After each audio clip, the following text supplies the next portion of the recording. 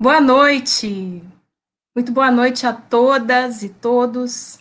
Estamos começando mais um projeto Pessoal Convida e nessa noite o nosso tema são os desafios da mulher em tempos de quarentena. Estamos aqui recebendo os nossos queridos amigos e simpatizantes para discutir esse tema tão caro para a gente, para nós mulheres, nesse momento de crise. Nós teremos hoje duas convidadas maravilhosas, mulheres que eu admiro muito, Priscila Van Dalsen e Fernanda Coelho, estarão aqui com a gente conversando sobre temas muito importantes para a gente refletir nesse momento, né? E vou começar essa live. Essa live está organizada da seguinte maneira, né? A gente vai bater um papo inicial aqui, eu e vocês, considerando alguns pontos para a introdução. Depois eu vou chamar as duas queridas para se apresentarem, responderem algumas perguntas. Também temos um espaço de resposta de perguntas pelo chat, então participe, mande suas considerações, suas perguntas. Também vamos ter esse momento. E no final, então, as considerações finais de cada uma. E temos uma surpresa também ao final dessa live. Para começar, nós vamos levantar alguns pontos aqui que o conservadorismo tem crescido muito no Brasil nos últimos anos. A gente pode observar, por exemplo, que em 2014 foi eleito o Congresso mais conservador das últimas 5 décadas no Brasil. Isso foi um marco, né? Depois, um pouco depois, em 2016 para 2017, o IBOP divulgou uma pesquisa dizendo que 54% dos brasileiros têm posições conservadoras sobre a legalização do aborto e pena de morte, casamento entre pessoas do mesmo sexo, entre outras coisas. Nesse cenário que vem crescendo esse conservadorismo, né, em 2016 nós tivemos o impeachment da Dilma, que, como denunciou o Jean Willens, foi um golpe sexista. E com a eleição de Bolsonaro, esse sexismo cada vez mais forte tem aparecido aí nas nossas vidas, infelizmente. Né? Também temos que considerar que esse conservadorismo, muitos cientistas sociais e jornalistas consideram que, na verdade, ele estava escondido, né? Esses conservadores, a voz desses conservadores estava calada, tinham vergonha de tomar essas posições em público e que algumas figuras públicas que representavam essas vozes deram um espaço para esse conservadorismo tão crescente, né? É claro que a luta das mulheres, ela é muito antiga e tem conquistas inúmeras, importantes ao longo da história, né? Nós presenciamos aí na eleição do Bolsonaro também o Ele Não, que é um movimento de mulheres muito forte, que foi muito bonito, né? Eu acho que uma das poucas resistências que a gente pode pontuar nos últimos anos, forte, presente, foi essa resistência organizada pelas mulheres. A gente costuma dizer que se a revolução não for feminista, então não teremos revolução, precisa ser feminista. Nesse cenário todo que nós estamos aqui hoje para conversar sobre como as mulheres estão encarando a quarentena e a condição sociopolítica do momento. Então, eu vou chamar agora a Priscila e a Fernanda para entrarem aqui. Vamos lá. Olá. Olá, Oi, Fernanda, tá me ouvindo? Estou ouvindo agora, eu caí e voltei. Ah, tá Sou eu ótimo. agora, né? Então, vamos começar então as apresentações.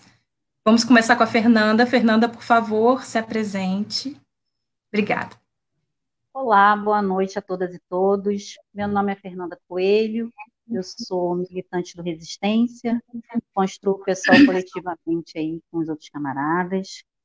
Sou cabeleireira e transista autônoma, também sou estudante do PRAX, que é o vestibular social do CEP. Eu sou mãe, sou vó, sou lésbica, sou uma mulher que veio da periferia. E também o bate-papo que eu vou fazer hoje com vocês é totalmente informal. Eu não sou uma pessoa acadêmica e a minha fala vai ser direcionada para as mulheres precarizadas, periféricas, e em sua maioria são mulheres negras. Então, a gente vai falar um pouquinho de como essas mulheres vêm sofrendo mais ainda com esse momento de pandemia.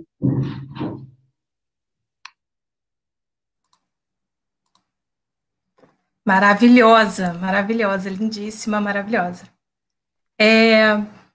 Eu vou pedir, então, que tome um cuidado com o áudio na hora que não estiver falando, para poder o ruído não aparecer. Obrigada. E vamos para a apresentação da Priscila. Oi, pessoal, boa noite. Peço desculpa, o ruído foi aqui da minha câmera. Meu companheiro estava pedindo para eu centralizar o rosto, que estava muito no canto. Desculpa mesmo. Bom, dadas as desculpas, eu sou a Priscila Van Dalsen, eu sou professora do IFE, do campus Cambuci, moradora de Rio das Ostras, então faço um trajeto aí pelas estradas fluminenses para trabalhar. Sou doutoranda da UFRJ, estudo literatura brasileira, e sou mãe do Tom, recentemente mãe do Tom, minha fofurinha, que está me dando uma certa experiência extra e super nova aí para trazer para vocês, para conversar. E também militante do PSOL, também participante do PSOL ativamente, do GT de Educação, e para o que mais for necessário para o partido. É isso. Obrigada, Priscila. É uma alegria ter essas duas aqui essa noite, pessoas, mulheres, militantes, incríveis, que têm muito a contribuir. Eu espero que vocês todos participem, mandem suas mensagens. Eu nunca me apresento nas lives, mas é porque eu já me acostumei a estar aqui mediando esse projeto do Pessoal Convida. Eu sou a Ana Siqueira, professora do IF também. Nós não trabalhamos na mesma instituição, no mesmo campus, eu e a Priscila, mas somos amigas. E estou aqui nesse desafio de trazer toda semana uma discussão que traga reflexões importantes para o momento. Bem, então, nós já vamos começar com a primeira pergunta, e a primeira pergunta vai para Fernanda. Então, Fernanda, a gente gostaria que você nos contasse como que as mulheres vêm se organizando, né, e têm se organizado nessa luta pelos seus direitos, tanto, né, nível nacional como em Rio das Ostras. Eu vou falar um pouquinho sobre as lutas em resumo, né? A luta das mulheres não é uma luta recente, ela vem de décadas. As mulheres vêm se organizando há muito tempo contra o machismo, né? Pelas suas vidas, que é a luta das mulheres negras, né? Dos seus. Conquistamos bastante coisa já. A luta das mulheres é muito revolucionária. Uma dessas coisas que a gente conquistou é o voto, conquistamos o divórcio, né? Métodos contraceptivos e também conquistamos a lei do feminicídio, que ele engloba aí a morte dessas mulheres como um crime hediondo.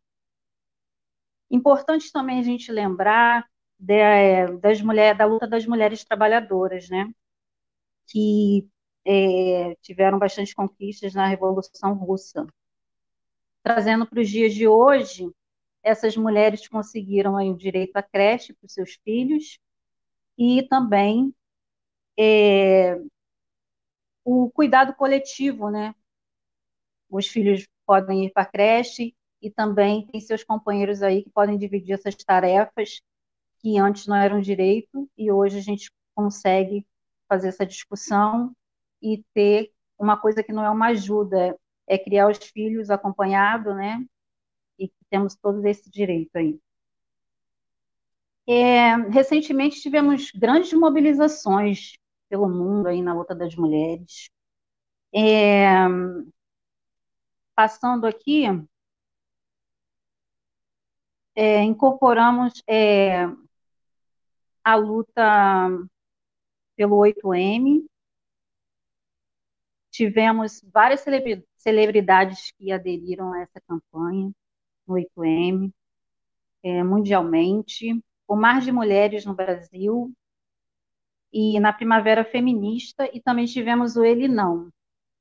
Desculpa, gente, eu estou um pouquinho nervosa, mas está tudo bem. Vamos seguindo. Aqui dentro do PSOL, a gente vem se organizando no setorial de mulheres, que vem se movimentando novamente, estou muito feliz com isso.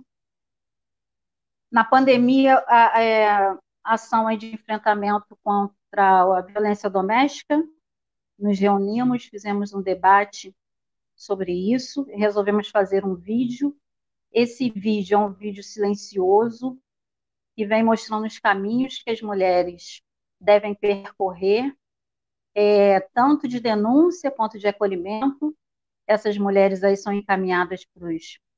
Se vocês puderem ver o vídeo, compartilhar, eu acho que esse vídeo foi muito importante e a gente está tendo esse debate aí no setorial de mulheres. São coisas possíveis que a gente pode fazer na pandemia, não podemos ir para as ruas, e o que a gente está fazendo é vídeo, live, né, tentando atingir o maior número de mulheres. Fazemos o possível aí nesse cenário, porque não podemos, como já falei, ir para a rua. Lembrando aqui, eu quero deixar uma lembrança que é muito importante, falando de luta das mulheres, uma mulher que é o símbolo de luta no Brasil e que representa aí todas nós. Hoje faz 2 anos e 2 meses do assassinato de Marielle Franco e Anderson, né? Não podemos esquecer que eles foram assassinados e que nós exigimos respostas. Quem matou Marielle Franco? Todo mundo quer saber. E é só isso, a gente vai seguindo, passar aí para a Ana Paula novamente, para continuar o debate. Sua fala fundamental, Fernanda.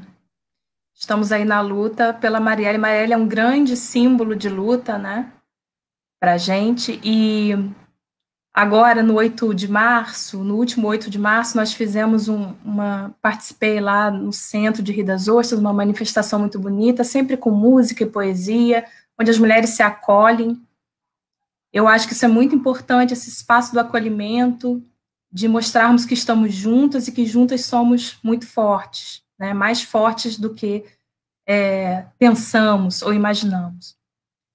E aí, pensando nesse aspecto da quarentena, como a Fernanda bem colocou, que não podemos ir para a rua, que é onde a gente gosta de estar, conversando com as pessoas, em contato direto, né, com outras, eu queria perguntar à Priscila, dessa vez, como que a Priscila tem enfrentado a pandemia, porque no contexto dela, porque ela é mãe recente, né, o Tom tem 3 meses, e também está passando pelo puerpério em plena quarentena. E aí eu queria que ela relatasse um pouquinho desse sentimento e dessa vivência e aproveitasse e explicasse para a gente o que é puerpério, né, para a gente entrar nessa discussão também. Então, pessoal,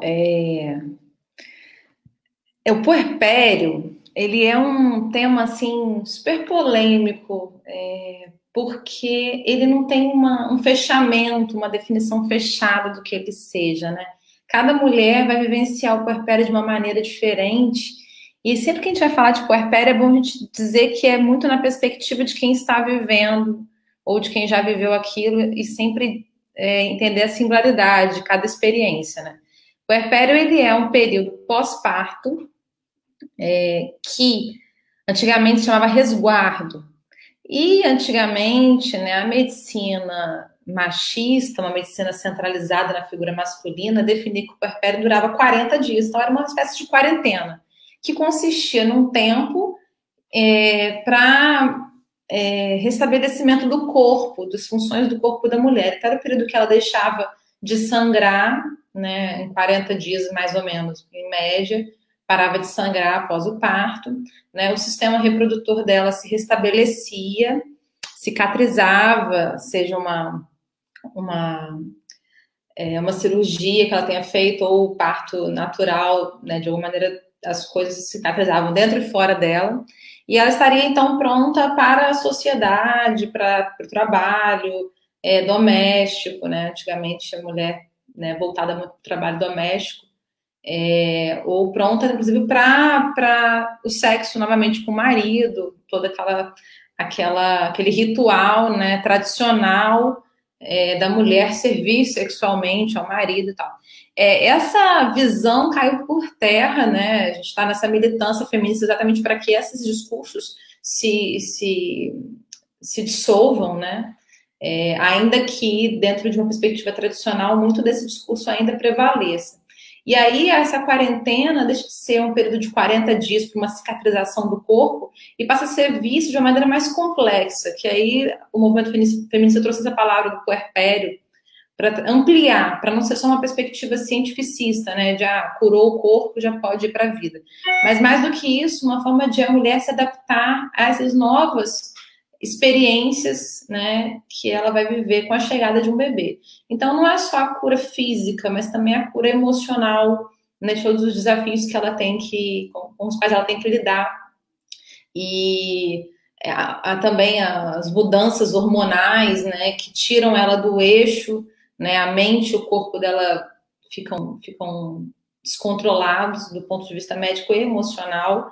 E aí, essa mulher, ela está passando por esse período de adaptação. Ela com esse bebê. Então, é o momento em que ela está aprendendo a lidar com esse bebê, que ela está entendendo, até porque, por mais que a mulher tenha muitos filhos, cada bebê é um universo particular. Cada sujeito, cada ser humano vai te demandar de uma maneira, vai ser uma experiência diferente para você.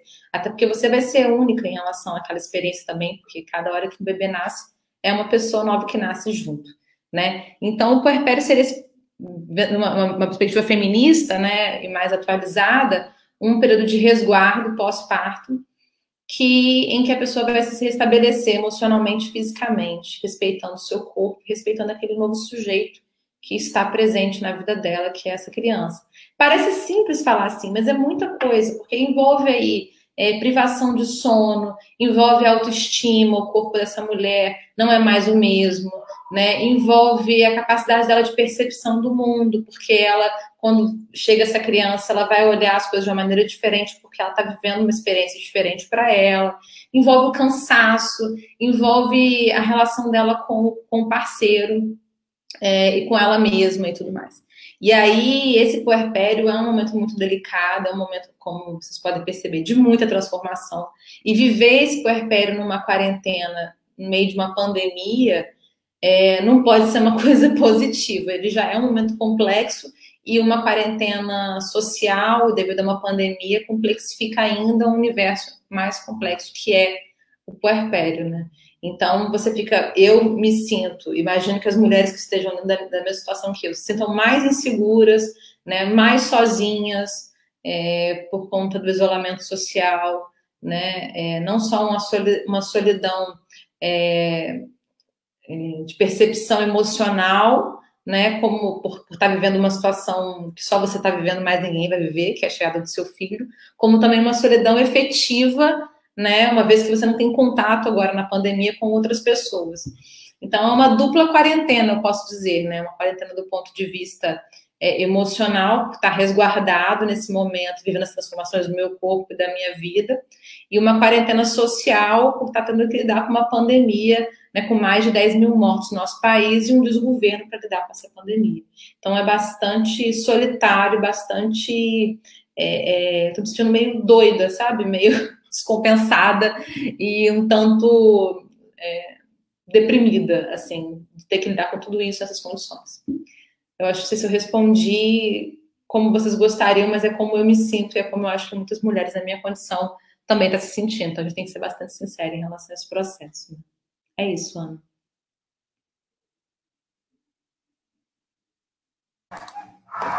Obrigada, Priscila. A Priscila tem esse lugar de fala da mãe recente, ela também tem muito se dedicado e lido muito sobre, né? Eu acho que, até porque ela é da área de literatura, né? Eu acho que também isso facilita para ela ler muito sobre, e a gente aprende muito com ela, a gente que está próximo, a gente que é amiga, aprende diariamente com ela nesse processo da maternidade.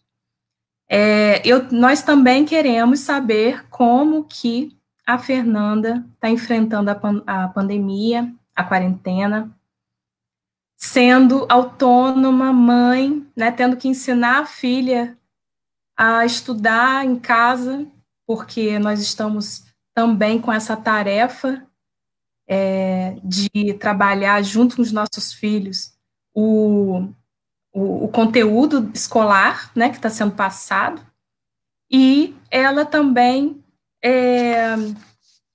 tem que estudar para o Enem, porque a Fernanda está nessa missão terrível de angústia, que normalmente já é angustiante, e ainda mais em condições como nós estamos vivendo. Então, Fernanda, por favor, nos conte. Muito difícil, né? As aulas têm sido virtuais, né? É uma maneira nova aí para todo mundo. A gente está virando blogueira, a gente está virando explicadora, às vezes a gente não sabe ensinar os exercícios. E aqui em casa a gente tem apenas um celular que abre vídeo, então a gente está dividindo o celular para as nossas tarefas. Estou estudando para o Enem e a minha filha também tem datas aí para entregar avaliações orais feitas por vídeo e eu também tenho, né, minhas avaliações, que é mais tranquila, mais no meu tempo, e com isso eu tenho deixado as minhas tarefas por último, porque as mães fazem isso. As mães, elas fazem com os filhos e ficam por último sempre, então, naturalmente. E também, para mim, não é muito confortável o ensino à distância, eu tenho muita dificuldade, eu parei de estudar há mais de 15 anos, então tem muito tempo que eu não vejo nada de escola, para mim, como se eu tivesse um mundo paralelo, ali eu leio, não entendo nada, sem a presença do professor. E aí eu estou tendo aí os estudos bem prejudicados. Eu não acredito no ensino à distância. A gente tem visto na televisão uma propaganda irreal pro Enem, questão no Enem. Mostra ali a propaganda do MEC na chamada do Enem. Crianças de classe média, adolescentes, em seus quartos, com suas mesas, seus notebooks, seu celular, e tudo preparado, silêncio, para eles estudarem. Eles têm câmera, eles têm até pedestal, né? Então, eles têm todos os aparatos ali para fazer esse estudo. Não é a nossa realidade, principalmente para as meninas adolescentes que estão em casa aí com seus pais, os seus irmãos. Aumenta a demanda também de trabalho dessas meninas junto com suas mães. Serviço doméstico, né? Todo mundo em casa. Tem mais louça na pia, tem mais casa para varrer, tem comida para fazer. E desde sempre a gente tem essa estrutura machista que a gente luta contra. Desde adolescente a gente já serve os homens, né? Seja os pais ou os irmãos. E isso vem complicando a vida dessas adolescentes, que não é a propaganda do MEC que está passando aí na TV. Trazendo aqui para o nosso vestibular social querido, maravilhoso, nós fizemos uma pesquisa com os alunos, individualmente, conversamos com cada um, e essa pesquisa só mostrou aí o que a gente já tinha desconfiança, eu já até sabia. Esses alunos estão passando dificuldades, até para se alimentar, eles têm dificuldade de silêncio, tem pessoas aí que moram com muitos irmãos, às vezes moram em 2 cômodos, não tem ali uma mesa para estudar, não conseguem silêncio também, não tem aquele momento de silêncio, uma estrutura legal, e isso vem dificultando muito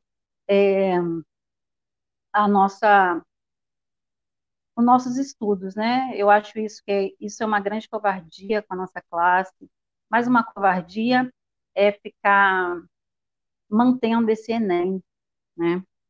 Nós puxamos a hashtag Comprax Adia Enem, quem puder compartilha, e temos aí todos os alunos do Prax que participaram, alguns não participaram porque não tem internet ou não tem um celular, então é essa a realidade que a gente tem vivido aí dentro do vestibular social, né? Não é a realidade do menino de classe média que tem tudo ali pronto para poder fazer as suas atividades. Falando em alimentação, também temos aí o Movimento Solidário, que vem encabeçado por uma mulher também, que é a Natasha, né, que ela teve essa ideia, e várias pessoas incorporaram e estão ajudando.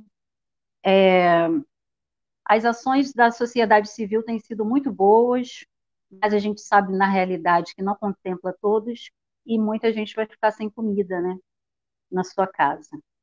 E como que a gente vai estudar com fome? Essa é a grande pergunta. Quem estuda com fome? Vou passar aí para a Ana Paula de novo e a gente vai continuando.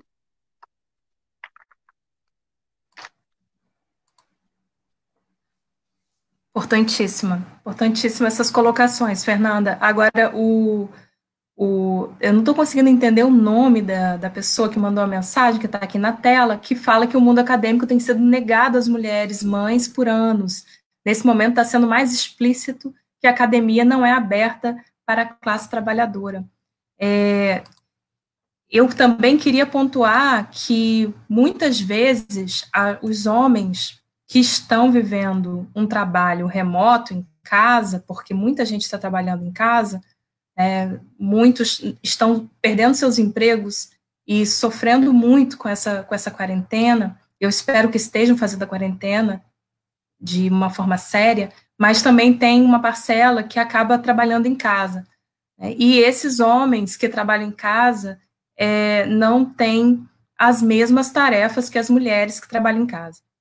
Então, é muito complicado a gente viver essa divisão do trabalho que é tão injusta e que na quarentena fica pior ainda, porque parece que quando a gente está em isolamento, você termina de fazer o café da manhã, já tem que começar o almoço, depois já tem que pensar no que vai comer à noite, e as crianças querem comer de 1 em 1 hora, é uma loucura, né? E com toda a atenção e com todo o trabalho que você tem que fazer profissional e dentro de casa, é bem complicado para as mulheres viver essa realidade, né?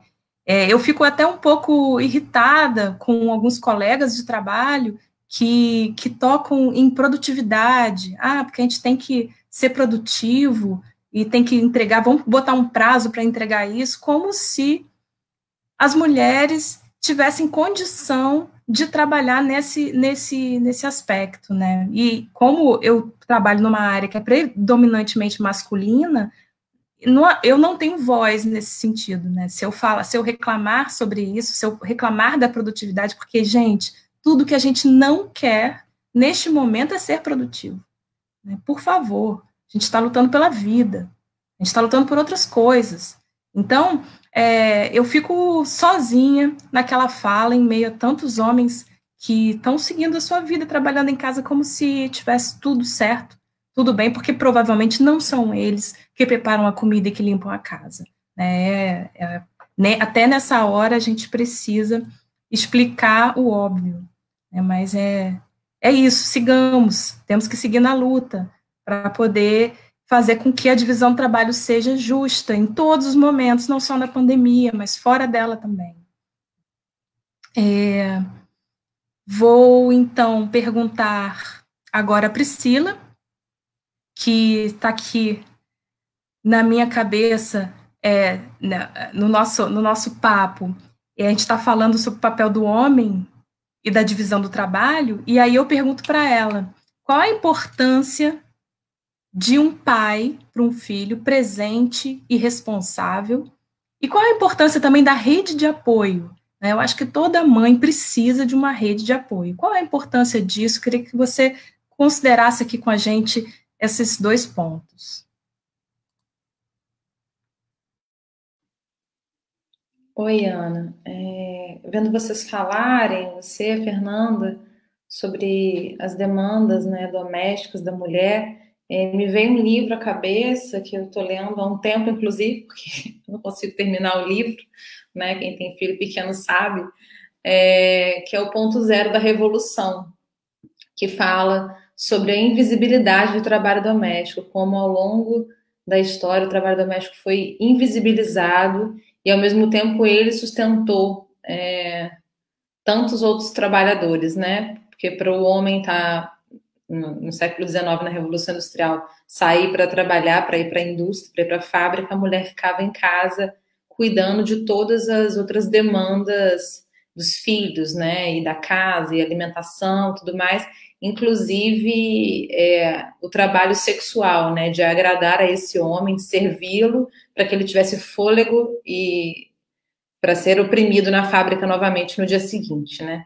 E aí o livro é bem interessante, porque faz esse panorama histórico, mas também traz muitas lutas feministas na contemporaneidade para fazer com que esse trabalho doméstico seja visibilizado, inclusive ele seja pago, porque seria um direito da mulher que ele seja pago. É um direito da mulher.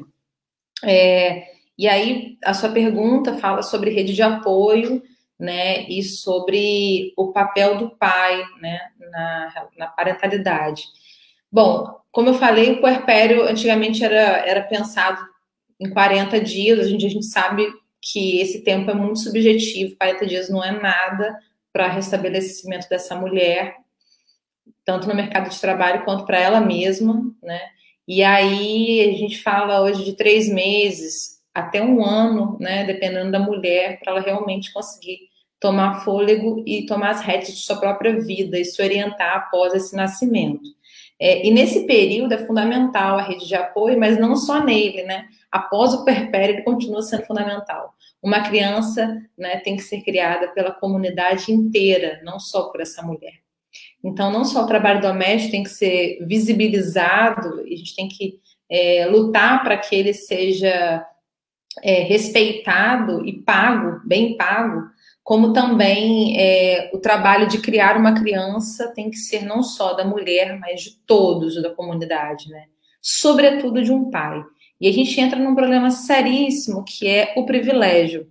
Numa sociedade tão desigual, ter um parceiro, né, com consciência mínima do seu lugar enquanto pai é um privilégio. A gente ainda fala para poucos, eu como mulher branca de classe média, né, de esquerda, que tem uma formação intelectual, meu parceiro também tem, de alguma maneira a gente, né, isso não garante nada, porque tem um monte de homens na mesma condição que não tem, na prática, consciência crítica. Eu tô rindo de nervoso, né, mas é verdade. A gente às vezes você vê um cara super, super desconstruído, formação política, consciente, criticamente, mas em casa quem cata as meias dele suja é a mãe ou a esposa. Mas assim, partindo da ideia de que essa consciência crítica ela vai para a prática, né, tendo como base o fato de que, tudo bem, esse homem, uma vez que ele tem consciência crítica, ele vai ter uma participação efetiva. Chegando aí, ainda assim é um privilégio, né?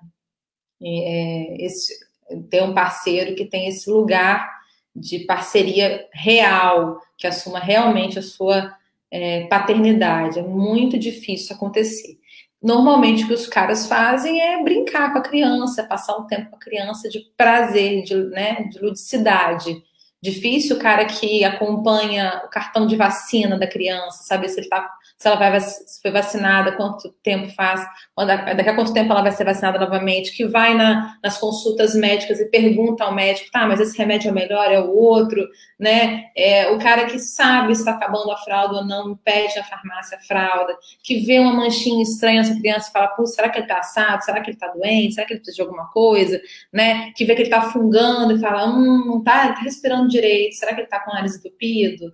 Tá vendo uma bronquite? Não tá? São essas coisas todas que estão dentro da cabeça da mulher e que muitas vezes não estão na cabeça do homem, né? Colocar para dormir, acordar e brincar com a criança no final de semana, né? Jogar o videogame com ele não é ser pai, meus amigos. Ser pai é muito mais complexo do que isso, né? Ser pai é prever alguns elementos, né? Do cotidiano, né? Saber se tem comida, lanche da escola no dia seguinte, né?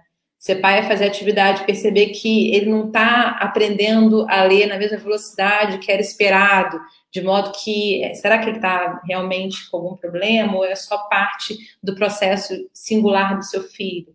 Né? Ser pai é estar preocupado com a saúde dele, não só quando já está doente, mas como esse processo vai acontecendo, vai aparecendo dados que essa criança não tá bem, enfim. Ser pai é amplo, porque é como ser mãe, sabe? É a mesma coisa, que deveria ser a mesma coisa, mas não é.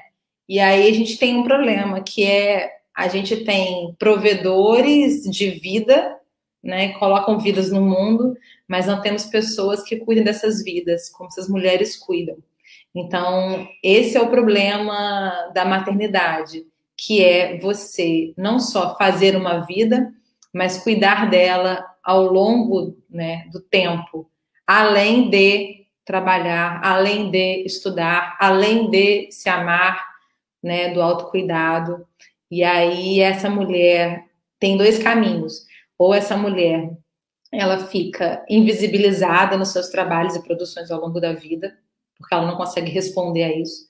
Ou ela responde a isso e ela deixa brechas, né, comete ausências ao longo das suas demandas e se culpa por isso, né, porque ela não dá conta de tudo. Mas ela não tem que dar conta de tudo, porque ela tinha que ter, primeiro, uma comunidade ativa e, segundo, um pai. E essas duas coisas faltam a essa mulher. E para essa mulher que não tem nenhuma das duas ou tem só uma, o meu profundo pesar. Tamo junto, amiga.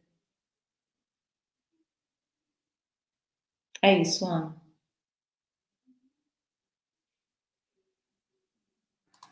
Muito bom, Priscila. A tal da carga mental, né? Inclusive tem uma outra mensagem aqui, ó. A carga mental da mulher é a maior demanda e um dos maiores fatores do nosso adoecimento mental. É necessário que as tarefas sejam atendidas e divididas na sua totalidade. É incrível como a mulher, ela carrega toda essa carga de organização da casa, do que vai ter para comida, se a comida foi, se o mantimento foi comprado, se a criança vai tomar banho, que horas que vai estudar, né? E o homem fica ali, parece que esperando que a mulher determine quando ele colabora, né, contribui, o que ele precisa fazer, porque, na verdade, toda a organização fica na cabeça da mulher, né? E é curioso porque quando você fala de tudo isso que é um pai, deveria ser muito óbvio, deveria ser muito claro isso, e não precisa ser dito. Né? Foi muito importante a sua fala, porque isso precisa ser explicitado, que é um pai presente e responsável. Ana. Sim. Vou te interromper porque acrescentar, né, na sua fala que isso numa quarentena com as crianças em casa, com os pais em casa, trabalhando, né, em casa, fica ainda mais acentuado, porque essa convivência em família vai aumentar as demandas, como a Fernanda colocou, de louça, de roupa, de comida, não sei o quê, vão aumentar, porque está todo mundo full time em casa, e aí essas atividades vêm à tona, essas desigualdades também vêm à tona. Então, isso gera uma ferida ainda maior na mulher, Porque quando ela sai de casa, ainda que seja a sua terceira jornada de trabalho, é um escape dessa realidade tão desigual. Quando ela está 100% em casa, ela está se deparando o tempo todo, né, Fernanda, também com essas diferenças, né, com essas desigualdades, com essas demandas domésticas. E isso é muito, muito sufocante, né? Sim, com certeza. E aí vem a culpa, né? Porque a culpa eu não dou conta. E a gente fala sempre, mulheres, por favor, vamos ser mais generosas com a gente mesmo. Entender, mas não temos que dar conta de tudo. Não é humanamente possível. Mas eu sou muito ruim comigo, assim, muito ruim. Eu também sou, estou falando isso para ver se eu ouço. E é engraçado falar isso ao vivo, porque é uma coisa que eu e a Ana sempre falamos, né? Eu já falei várias vezes para a Ana assim: se você se visse com os meus olhos, você se amaria muito mais. Né? Faço sempre essa declaração de amor para ela, e eu acho que é muito isso, porque quando a gente olha para a gente com os nossos próprios olhos, a gente olha como muitos espinhos, né? Com um olhar espinhoso, ele machuca a gente por dentro, né? Se a gente pega os olhos que a gente utiliza para olhar para quem a gente ama e olhasse para si, a gente ia olhar de modo a abraçarmos, né? E não de modo a nos fatigarmos com espinhos, assim, entende? Sim. Eu já tive a oportunidade também de devolver essa declaração de amor para Priscila em alguns momentos, mas eu acho que a gente precisa entender isso profundamente, né? E entender que a sociedade já é muito cruel com a gente, já é cruel o suficiente, já nos cobra, já nos oprime, já fala o que a gente tem que fazer, como tem que vestir, o que tem que falar, né? E se a gente fala, não é bem assim, você está equivocada, então, quer dizer, falta o respeito, falta a consideração, e a gente ainda se culpa e se chicoteia, né? Fica ali dizendo que não é suficiente, tem que ser mais. Vamos procurar ser mais generosas com a gente. Agora, depois das falas tão importantes, essas duas maravilhosas, eu queria que a gente considerasse, nesse momento, o que a gente está pensando para o futuro dos nossos filhos pós-pandemia, né? Porque tem uma angústia muito grande rolando, eu acho que rola com muitas pessoas, sobre o que vai acontecer depois da pandemia, com essa crise toda econômica, né? E para quem tem filhos, isso se agrava, porque a Priscila tem um bebê, a Fernanda tem um neto, tem uma filha também, e aí como que fica o coração dessas mulheres pensando nesse futuro? Então, vou começar com a Fernanda, por favor, Fernanda. Então, eu tenho vivido um dia de cada vez, eu acho que a gente vai vivendo assim, acho que a gente vive melhor, um dia de cada vez, fazendo o que é possível. Não estou esperando, não estou com nenhuma expectativa muito grandes expectativas para o pós-pandemia. Como mulher autônoma, eu tenho uma grande incerteza também, porque eu resolvi não atender, que meu salão é na minha casa, para me proteger minha família, mas eu vi a polêmica que o presidente, aquele que não se diz o nome, liberando aí as academias e os salões de beleza, né? Isso é muito perigoso e grave. Eu quero ficar viva, então eu não estou tentando manter a calma e não estou criando tantas expectativas. Outros salões vão atender, as pessoas vão migrar para outras cabeleireiras, mas eu vou seguir aqui sem atender e viva. E se as aulas voltarem, minha filha, enquanto isso não passar, ela não vai para a escola. É isso que eu tenho a dizer. Expectativa não tem nenhuma. Estou vivendo um dia de cada vez mesmo. Isso aí. Queremos você viva e todas nós vivas também. A Ludmila escreveu aqui: quando vejo meu filho de 5 anos carregando a boneca da irmã, trocando as roupinhas e dizendo para mim que é muito difícil cuidar dos filhos, fico muito feliz em ver que um bom pai está nascendo dentro dele. Eu acho que fica aí uma esperança também, né? De criar uma geração mais consciente do seu papel de pai e de homem nessa sociedade tão machista e cruel com as mulheres. Então, vamos passar para a Priscila falar sobre essa expectativa do futuro.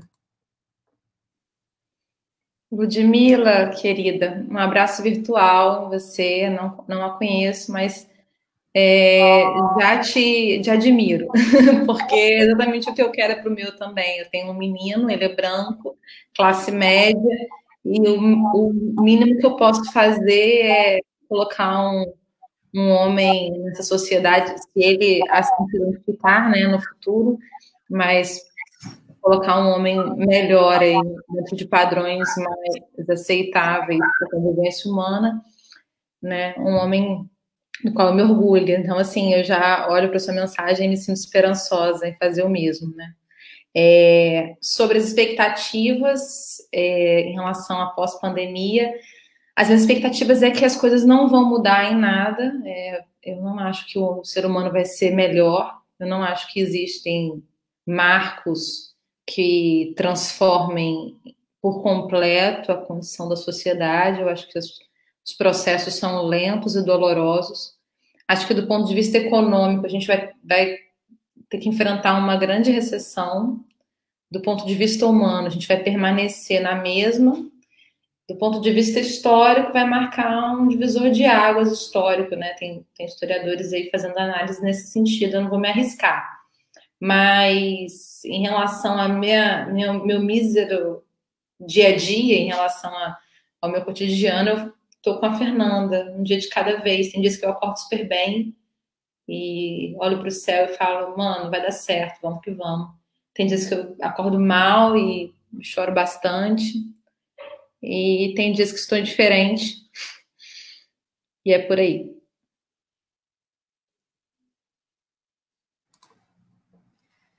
Muito bom. Eu estou muito à vontade hoje aqui nessa live, porque eu estou com duas amigas maravilhosas.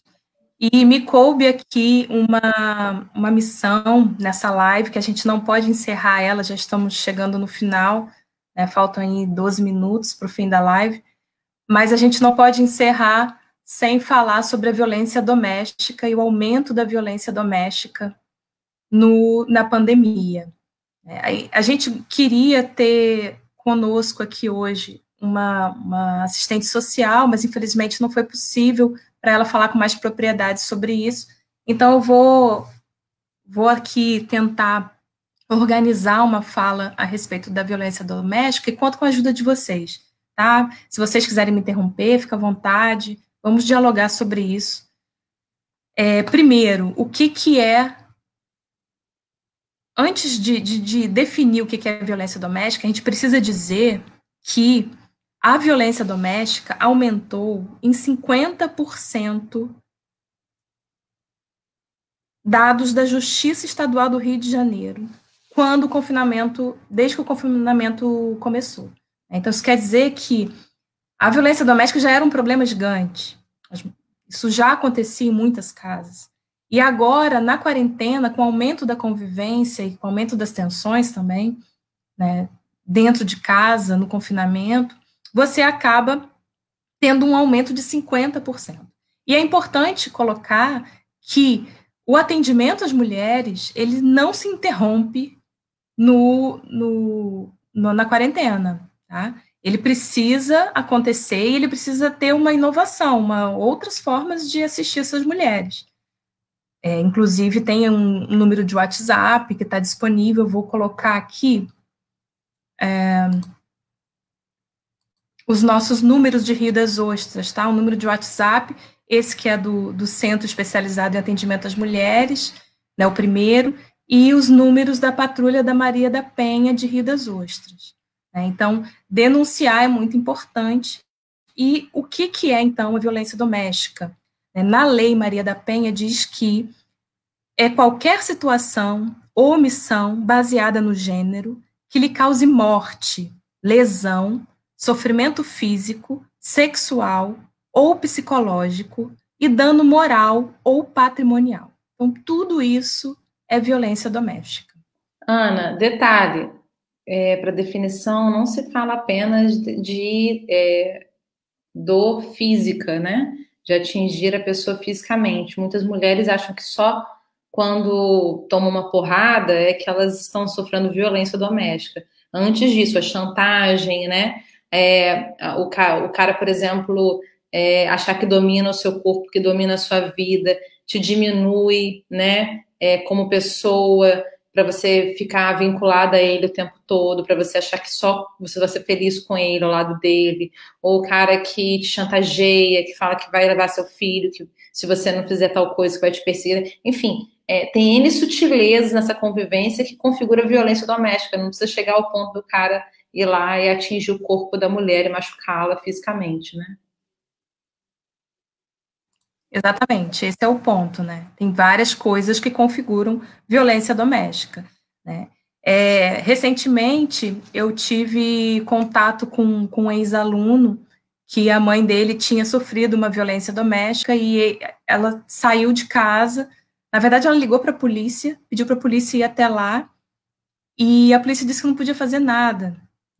E ela saiu de casa com os filhos e está em uma situação de favor na casa de conhecidos, parentes, enfim.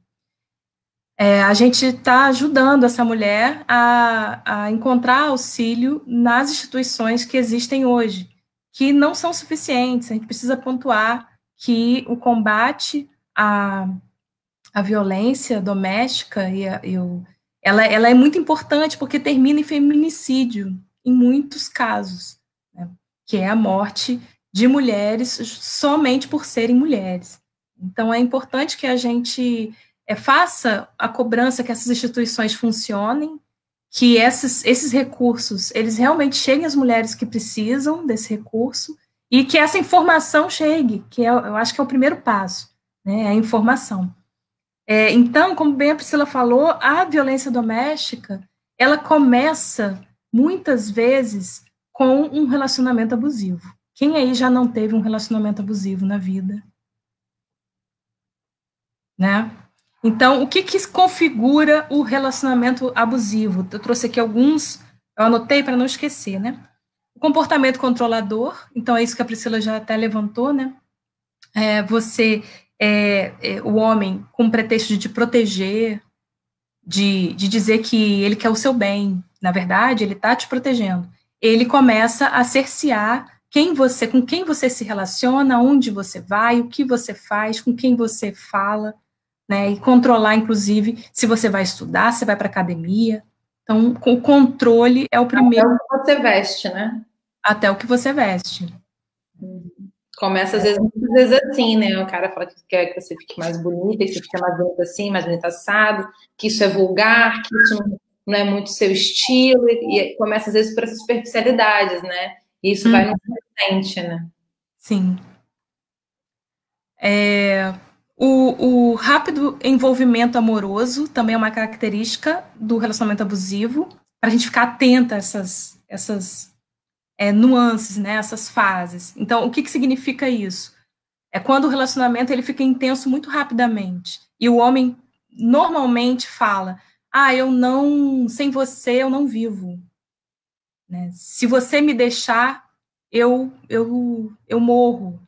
Né? E aí coloca uma culpa na mulher, ela tem uma obrigação de corresponder àquela intensidade do relacionamento, e, ao mesmo tempo, ela se sente culpada se ela deixar esse homem, ela está fazendo mal para ele.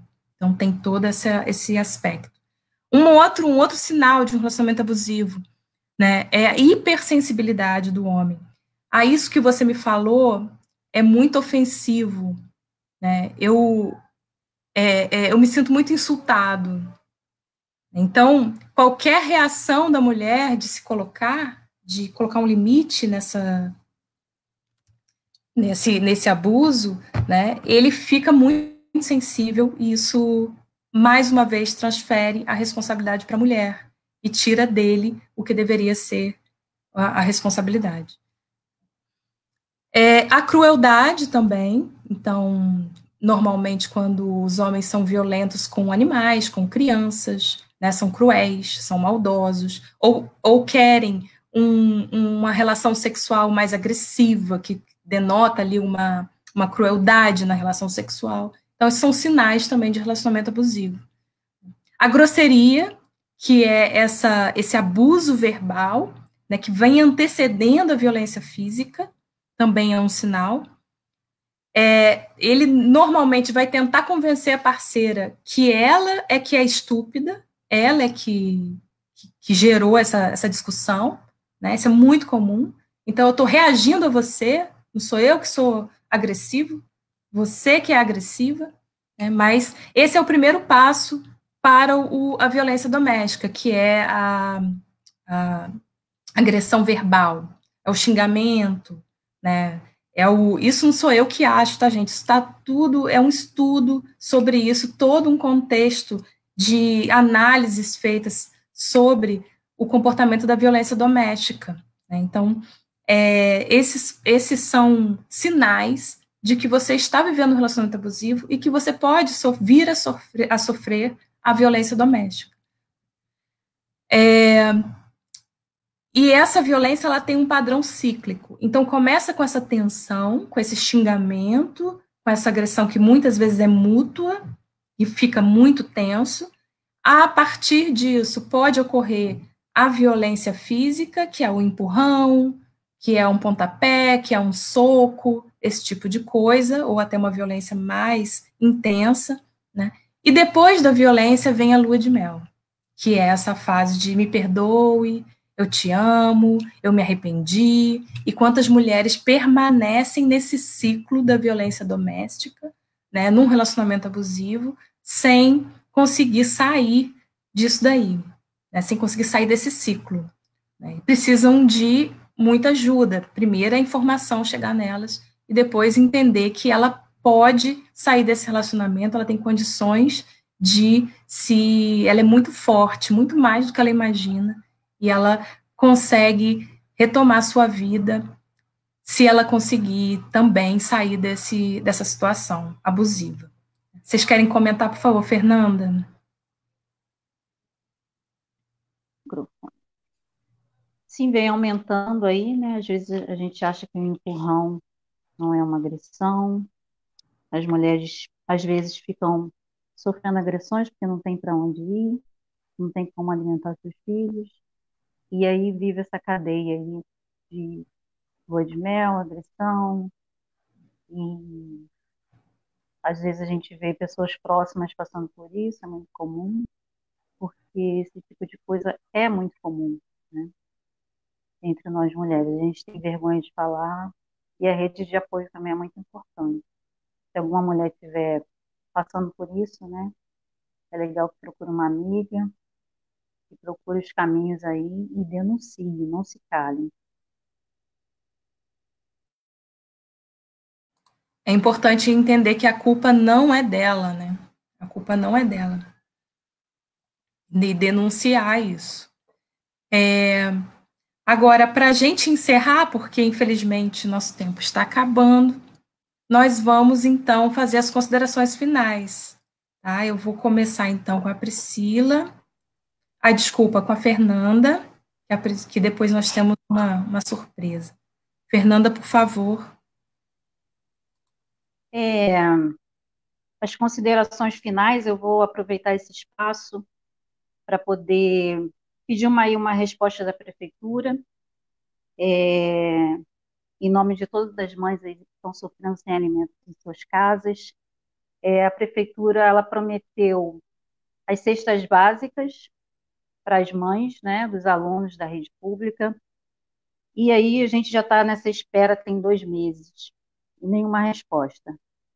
Então, a gente quer pedir uma resposta da prefeitura ao senhor prefeito, o que vai ser feito aí para a gente ter uma resposta, porque as pessoas vão morrer de fome se não for do vírus, e isso a gente não pode deixar assim, a gente precisa se posicionar, né? Porque quem tem fome tem pressa. Eu também queria usar esse espaço para poder trazer aqui para casa, né, uma demanda nossa. Para quem nos conhece, sabe que o formato da minha família é diferente, temos vários formatos de família. Eu sou uma mulher lésbica, sou casada com outra mulher, nós duas somos autônomas e a gente está vivendo aí o pesadelo do auxílio emergencial do governo federal em análise para sempre. A gente está esperando, e todo dia que a gente olha, tem 2 meses também, e o auxílio não saiu. Tem tanta coisa acontecendo, tem suspeita de fraude agora, né? E a gente está aí nessa expectativa desse auxílio. Passando agora para uma outra campanha que vem sendo encabeçada aí pela minha esposa, também é uma mulher maravilhosa, junto com o Conselho de Cultura e a sociedade civil aí, eles se juntaram e fizeram uma campanha que se chama Cult Coleta, que é para os artistas. Esses artistas, eles estão pedindo aí doação de dinheiro, de remédio, e estão se posicionando nas redes sociais. Tem uma página do Cult Coleta, tem o site também, está aqui online, tem o bazar, e isso é um paradoxo muito grande, né? Porque a gente vive uma cidade que tem um festival enorme, um festival de jazz e blues. A gente tem uma cidade que concorreu à cidade criativa.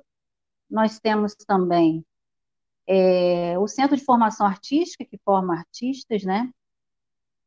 E temos essa classe sofrendo e passando fome também, esperando aí o auxílio da prefeitura, alguma ajuda, que está difícil, né? Não está conseguindo resposta, porque as demandas da sociedade civil não conseguem alcançar a todos. Também falo em nome dessas mulheres da classe artística aí, que estão desamparadas e que fazem tão bem assim para a nossa cidade. E a gente acha que artista é só para diversão, e não é. Elas precisam comer, não tem segurança nenhuma, a vida deles já era precarizada antes, né? E isso agravou.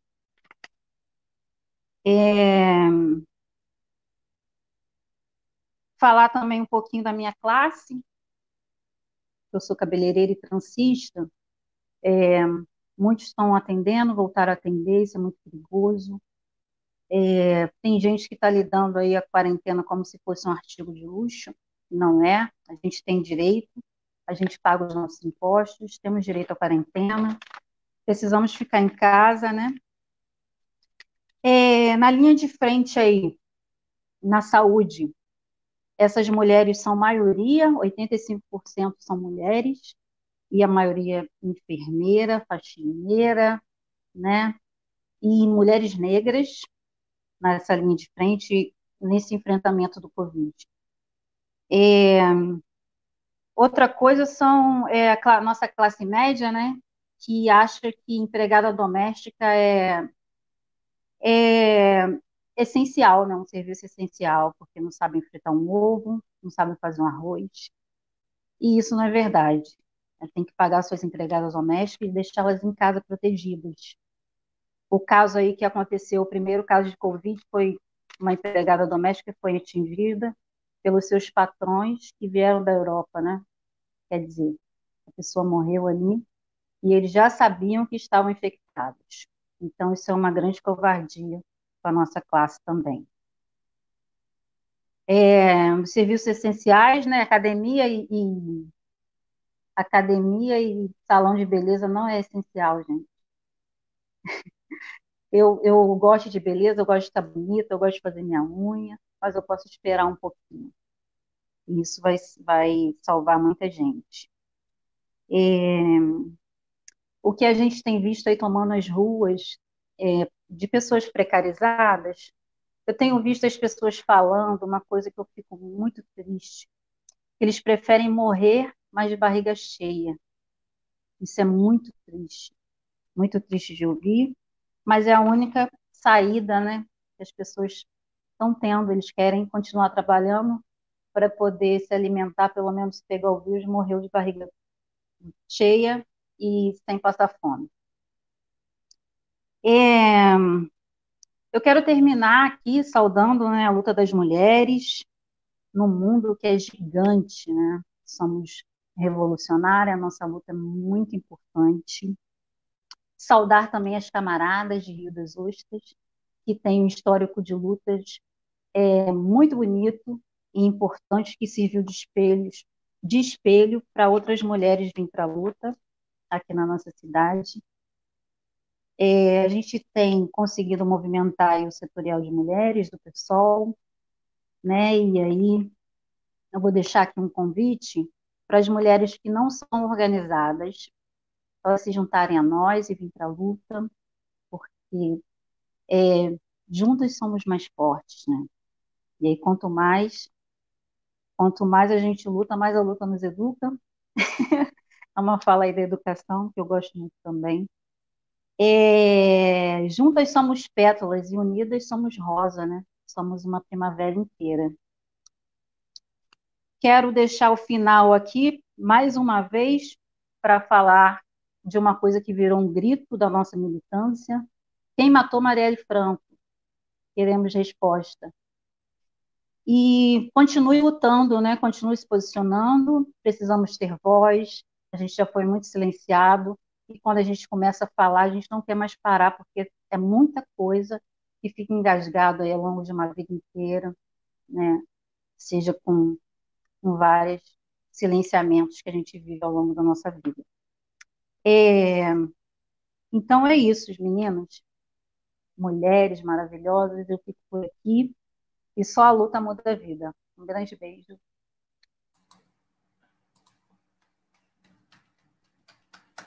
Maravilhosa. Obrigada, Fernanda. Obrigada por nos presentear com todas essas falas muito importantes, muito relevantes. Muito obrigada. Fico muito feliz de estar aqui com vocês hoje. E aí, vou passar agora para as considerações finais da Priscila, que tem uma surpresa para a gente. Fiquem aí, não vão não. Fernanda, suas palavras foram certeiras, foram imensas. Espero que sejam ouvidas. Me solidarizo e faço das suas palavras as minhas. Te admiro demais, mulher. Você é incrível. Você resumiu muito bem toda os nossos desejos, ânsias e revoltas. Obrigada. E aí, para não ser repetitiva, e também porque eu pensei na minha área aqui, né? Eu sou da literatura e separei um poema para gente. A fala da Fernanda alimentou, né, a nossa luta, né, com consciência crítica, com pensamento crítico, e eu vou trazer aqui a arte para nos acalmar nosso coração. É um livro que se chama Um Útero é do Tamanho de um Punho, da Angélica Freitas, aqui. E existe um poema para finalizar a nossa live que eu gostaria de ler para vocês. É uma leitura muito sincera, muito carinhosa para todos. Espero que o aconchego das palavras sirvam como um abraço para todos vocês que estão aí de longe, do outro lado dessa telinha. Eu durmo comigo. Deitada de bruços, eu durmo comigo. Virada para a direita, eu durmo comigo. Eu durmo comigo, abraçada comigo. Não há noite tão longa em que não durma comigo. Como um trovador agarrado ao alaúde, eu durmo comigo. Eu durmo comigo debaixo da noite estrelada. Eu durmo comigo enquanto os outros fazem aniversário. Eu durmo comigo, às vezes, de óculos. E mesmo no escuro, sei que estou dormindo comigo. E quem quiser dormir comigo, vai ter que dormir do lado. Angélica Freitas. Beijo para todos e todas. Carinho. Muito bonito, muito bonito. Obrigada, Priscila. Emocionante live. Live muito, muito grata por esse momento. Espero que todos tenham gostado também. Quero dizer que a gente vai encerrando a nossa live por aqui, emocionada, né? Emocionada com a Fernanda, emocionada com a Priscila, e dizer que nós mulheres estamos juntas e estamos aí para todas as lutas que aparecerem. Juntas a gente chega lá, né? Só a luta muda a vida. Muito obrigada. Sinto-se todas abraçadas, beijadas virtualmente. Meu amor, meu carinho por vocês, por estarem aqui toda semana. E até semana que vem, com outra live também, cheia de informações e debates importantes. Vou colocar as meninas aqui para a gente se despedir. Dar um tchauzinho. Tchau, gente. Beijo. Obrigada.